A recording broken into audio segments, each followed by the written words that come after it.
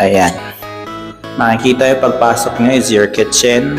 There is already upper and lower cabinets. Countertop natin naka-granite. May sink na rin.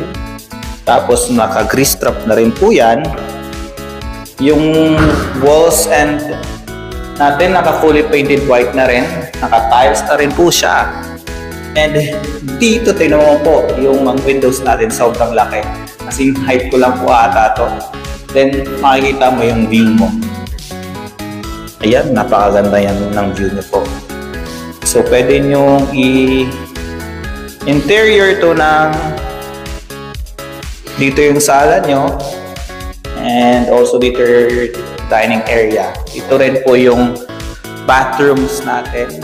May bathroom tayo dito. Kompleto na to. Fully painted white na rin. May head shower. May lagay ng soap. Yung bowl natin. Ganda. Then may sink na rin. Lavatory. Pasok tayo sa bedroom 1.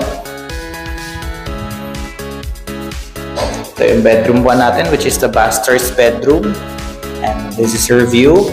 Meron din po tayo mga provision for aircon dito po ha. Nasa side lang siya. And dito rin po yung sariling bathroom po natin. So, complete fixtures na rin po yan. And dako naman tayo dun sa pangalawang bedroom. Here is your second bedroom. Ayan siya.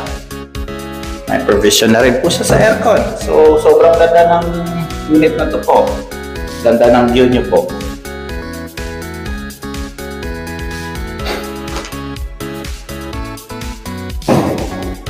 Yan, ganda-ganda po. So, dito, so if you have any questions po, if you want a site viewing, computations, you can feel free to let me know. Pwede rin po tayo mag-virtual presentation sa mga kliyente natin na nasa abroad. So, just message me here. And bye-bye!